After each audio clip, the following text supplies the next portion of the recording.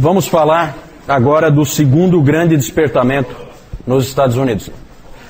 Terminamos de falar do século XVIII, vamos começar a falar do século XIX. Século XIX, quando pensar em século XIX, pense em missões.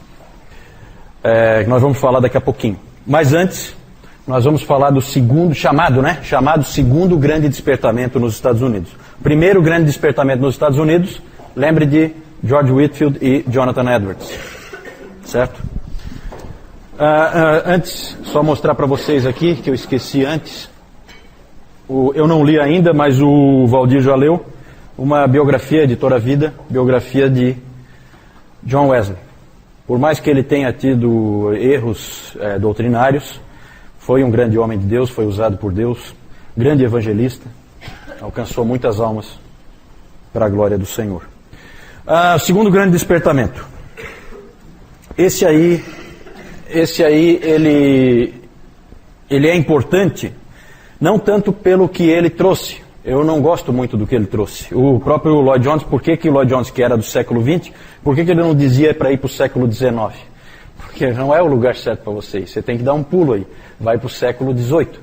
O XIX, você tem as missões, isso é uma coisa importante, mas em termos de teologia e em termos de eclesiologia, realmente não é tão interessante. Mas é muito importante dar uma olhada, porque foi esse segundo grande despertamento que moldou o cristianismo americano e, por consequência, o cristianismo brasileiro, protestante. Certo?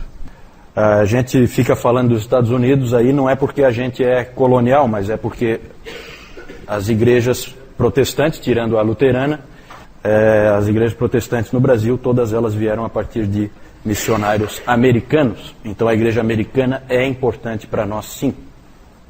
Aqui o contexto do segundo grande despertamento é o contexto, primeiro, né?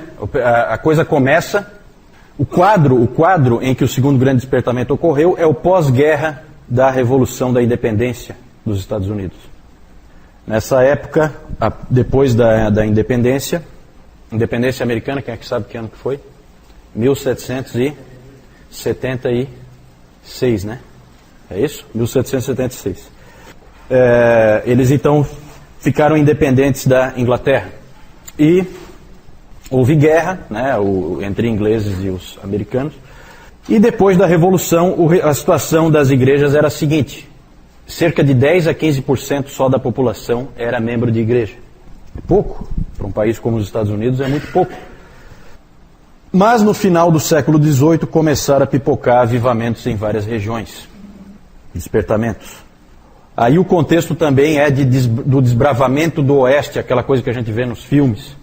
A expansão da fronteira. Porque os Estados Unidos começam ali na Nova Inglaterra, Nordeste, ali mostrei para vocês no domingo passado, na costa do Oceano Atlântico. Agora tem que entrar. E essa entrada vai sendo feita e com o avanço na fronteira, vão também junto pregadores. A igreja vai acompanhando.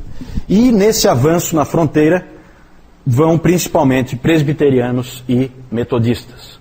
Só que os metodistas acabaram levando muito mais vantagem, ganharam muito mais terreno, porque eles não se preocupavam tanto como os presbiterianos com a formação dos seus pregadores, dos seus pastores. Os pregadores metodistas tinham menos formação. E os presbiterianos tinham uma preocupação muito grande em um indivíduo ser bem formado na palavra de Deus antes de ir. Metodista ia qualquer um que quisesse pregar, que tivesse zelo. E com isso os metodistas ganharam muito terreno e ficaram muito fortes. A denominação ficou muito forte nos Estados Unidos. Vocês sabem que as igrejas pentecostais elas têm a sua origem nos metodistas. Isso bem depois, já na virada do século XIX para o XX. Mas nessa época também tem os Circuit Riders, que eram pregadores itinerantes, e tinha até um dizer na época, esses indivíduos eles andavam a cavalo e iam pregando em tudo que é lugar. Eles tinham até um dizer nessa época, quando havia um tempo muito ruim, tempestade lá fora e coisa desse tipo assim, as pessoas comentavam entre si que estava um dia daqueles em que lá fora só tem corvos e pregadores. Porque os indivíduos eram realmente doidos. Gente, tem cada história aqui, porque tinha cara desses caras da fronteira, esses pregadores da fronteira, tem histórias que você não acredita. Tem um sujeito, uma figuraça, tal de Peter Cartwright. Esse sujeito, ele era um pregador vibrante, ele andava pelo Kentucky, Tennessee e Illinois. E era comum ele ir nas cidades, você imagina aquelas cidades ali da expansão da fronteira, aquelas cidades do oeste ali, e aí o povo da cidade vinha, e sempre tem aquele indivíduo que fica incomodando, né? Sempre tem um mala que fica ali na plateia, perturbando, né? E aí o Cartwright, então, ele pregava, e aí, quando tinha um desses sujeitos atrapalhando as reuniões, ele fazia o seguinte, tirava o paletó, descia do púlpito, ia lá, esmurrava o cara, depois ele voltava, colocava o paletó de novo e continuava o sermão. Esse aí é uma figuraça. Se a moda pega, né? Se a moda pega, tomara que não, né? Ainda bem que essa prática não se difundiu, né? Mas resolvia, diz que era efetivo. Viu, Newton? O seu Manuel está dizendo para não seguir esse tipo de exemplo. Mas ali também tinha também nesse contexto ali da fronteira também tinha os batistas. Os batistas não tinham muita formação, geralmente eram agricultores que pregação leiga, mas eles não tinham muita formação, mas eles tinham muito zelo. Um desses pregadores é um sujeito famoso, James Taylor, não é o cantor, né? James Taylor, que limpou sozinho 160 hectares de terra do Kentucky com as próprias mãos. Esse cara não é fraco. Durante a semana trabalhava no pesado, deu para perceber, não é pouca coisa. E final de semana então ele vinha e pregava, esse James Taylor, batista. Então, esse é o contexto aí. Aí há alguns nomes importantes. O Timothy Dwight, que era neto de Jonathan Edwards. Daniel Baker, que era um estudante que influenciou Charles Hodge. Um dos principais nomes pregadores dessa época é esse aí, Azael Nettleton. Esse sujeito, ele aparece muitas vezes citado nesse livro aqui, Os Batistas e a Doutrina da Eleição. Foi ali que eu conheci esse nome, Azael Nettleton. Ele é dessa época. Ele era um sujeito ele era um tipo de evangelista, sim, mas ele ficava um tempo, parecido assim com o que Paulo fazia, ficava um tempo ali, trabalhando com as pessoas, pregava o evangelho. O Dr. Calhoun diz que ele é um dos homens mais competentes em pregar a fé reformada num contexto de avivamento. Muito equilibrado, ele tem umas palavras muito boas. Mas o homem mais famoso desse período, com certeza é um sujeito chamado Charles Grandison Finney. Quando eu vejo umas fotos dele, eu sempre me dá calafrio esse sujeito aí. Nunca fui com a cara dele. E ele era um advogado que se tornou evangelista. Com ele ocorre uma grande mudança na história dos avivamentos. Ele fez com que o termo avivamento fosse descaracterizado. Quando se fala em avivamento século XVIII é uma coisa, quando se fala avivamento século XIX é uma outra coisa completamente diferente, só usa o mesmo nome, certo? Graças ao Charles Finney. Ele disse que um avivamento pode ser produzido. Um avivamento poderia ser produzido. Vejam o que ele diz. A conexão entre os meios para um avivamento e um avivamento é cientificamente tão certa quanto a relação entre os meios para o plantio de grãos e uma colheita de trigo. Um agricultor que sabe o que está fazendo, sabe como produzir trigo. Se ele fizer certo, ele terá trigo. Um cristão ou um pregador que sabe o que está fazendo e faz corretamente, terá um avivamento. É esse o grau científico de precisão dessa conexão. Nós estávamos comentando agora no intervalo aí, que ele praticamente imaginou que o Espírito Santo é controlável. né, que eu posso seguindo algumas, como o Valdir usou a expressão ali, chaves, tendo algumas chaves ali que eu sigo, alguns passos que eu sigo, eu vou conseguir que o Espírito Santo faça a obra, porque eu quis. Eu quis. Muito estranho isso aí, muito estranho. É completamente o oposto da visão de Jonathan Edwards, que chamou de uma obra surpreendente de Deus. Quando nós menos esperávamos, Deus interveio. Aí é o contrário. Aí eu digo a hora e o local em que Deus vai atuar. Lamentável, na minha opinião.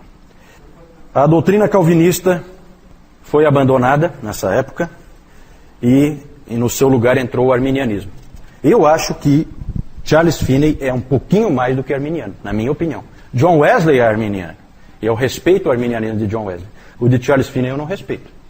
Eu respeito o arminianismo de A.W. Tozer. Eu gosto demais de A.W. Tozer. Uma vez o Andrew King, eu estava conversando com ele e ele disse, o A.W. Tozer é um arminiano com um Deus grande.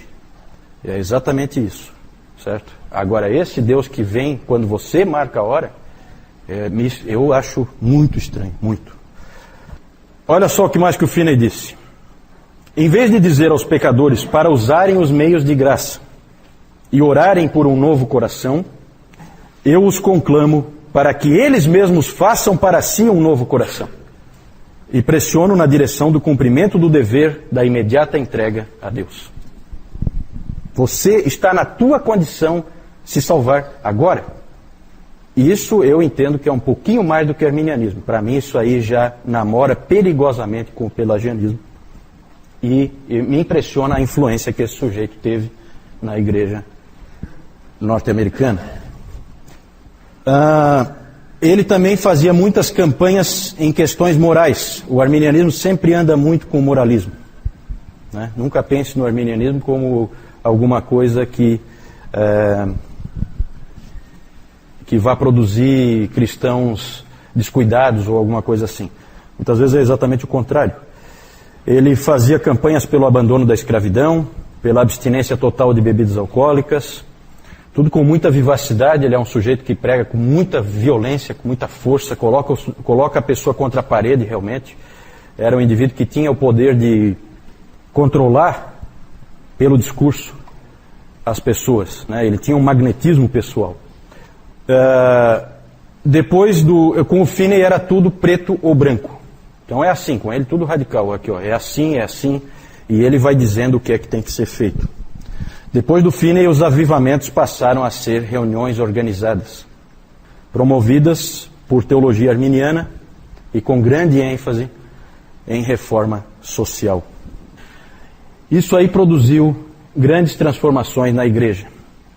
Uma coisa que o cristianismo americano tem até hoje é o avivamentismo, que são as cruzadas evangelísticas, esse tipo de coisa. Nós vamos marcar o avivamento, nós vamos alcançar milhares de pessoas no dia tal, na hora tal, vamos trazer o fulano de tal aqui e nós vamos alcançar aqui nesse país. É assim que funciona. Vocês sabem que esse é o pensamento do protestantismo americano hoje. Influência, esse tipo de pensamento só veio aqui no século XIX, com o Charles Finney. Então, dali em diante, toda a religião americana é baseada em avivamentos, nesse sentido. Outro aspecto que aconteceu também foi a cristianização dos Estados Unidos. Passou a ser um país cristão, como a gente costuma ver. Houve uma mistura muito forte entre o social e a igreja, essas coisas andaram juntas. É claro que aqui não é só a influência do Finney. Nós não estamos falando do Finney aqui, nós estamos falando do segundo grande despertamento. Então aqui estão envolvidos todos os pregadores da fronteira, toda a influência deles, certo? E aí os Estados Unidos, eles se tornaram um país dito cristão. Outro aspecto, democratização do cristianismo. Só que democratização aí num sentido um tanto quanto negativo. Porque o que acabou acontecendo é que cada americano passou a ser o seu próprio teólogo, depois do segundo grande despertamento. Passou a haver uma rejeição do passado, uma rejeição de tudo que tinha antes. Tudo tinha que ter origem americana, então muito aquela coisa ferrenha de patriotismo, um patriotismo assim um tanto quanto bobo, né? E ingênuo, né? E aí o abandono, aqui por exemplo os batistas acabaram negando toda a sua tradição confessional, a Confissão de Fé de Londres de 1689 e depois a Confissão de Fé de Filadélfia de 1833, tudo isso foi para a lata do lixo. Por quê? Por causa dessa pressão para que cada um pensasse a teologia como quisesse. E aí imagina o grau de divisão que isso aí produz. Não é à toa que o divisionismo da igreja americana é algo incontrolável, né? O potencial divisionista é único, porque cada cabeça é uma sentença. E cada indivíduo tem uma ideia diferente, e aí forma uma nova igreja. Se for um indivíduo com algum talento de liderança, ele acaba formando uma nova igreja. Então é complicado. Também, nessa época, começa a criação de um sem fim de instituições para-eclesiásticas, certo? Antes era só a igreja, depois, e vocês sabem que isso é tipicamente americano, instituições para-eclesiásticas de todo tipo. Junta missionária, junta de Bíblia, sociedade para isso, sociedade para aquilo.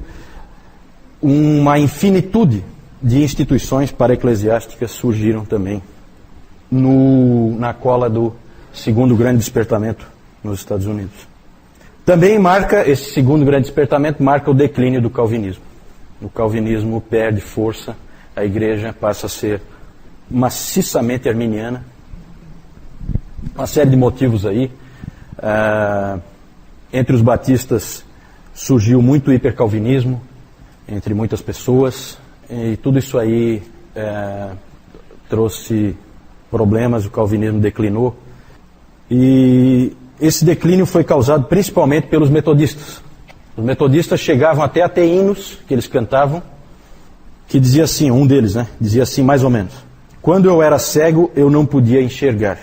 Os calvinistas viviam a me enganar.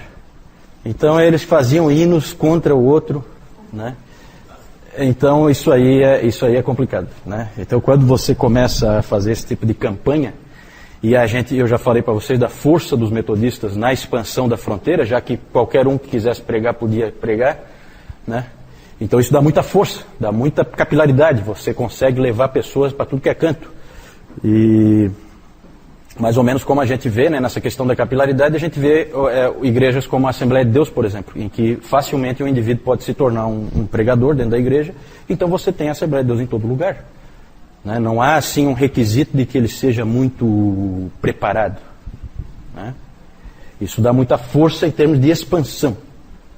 Né? E os metodistas foi um pouco assim, mal comparando.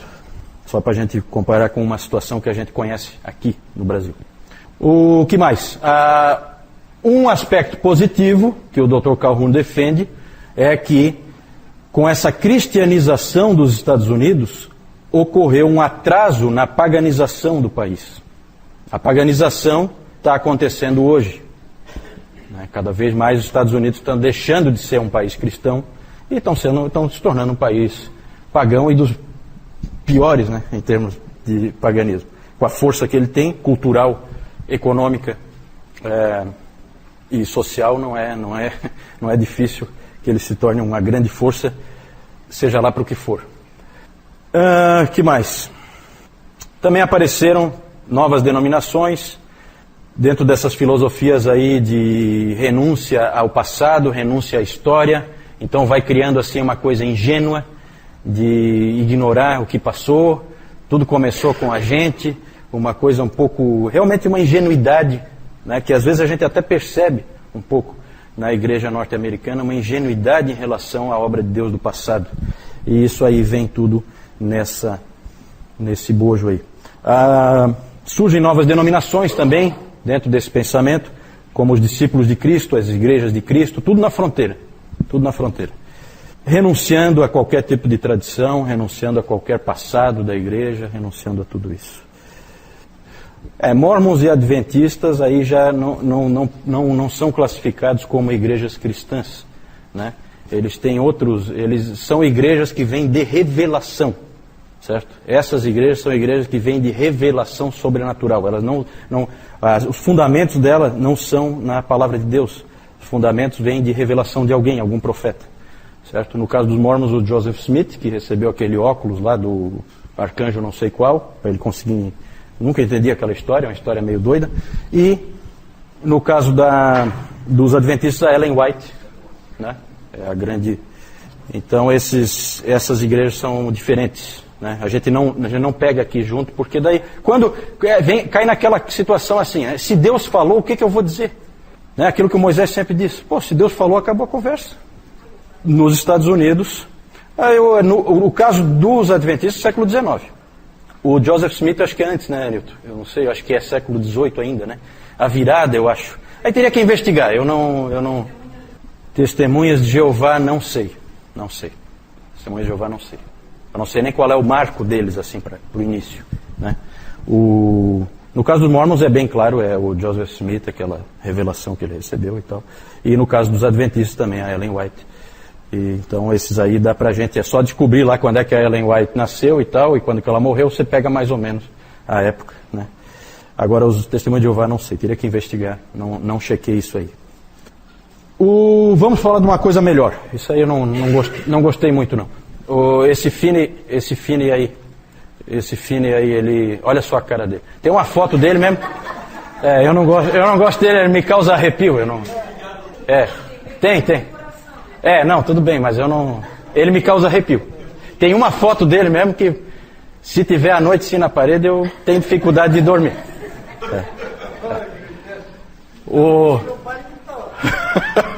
O Nettleton é uma carinha melhor, né?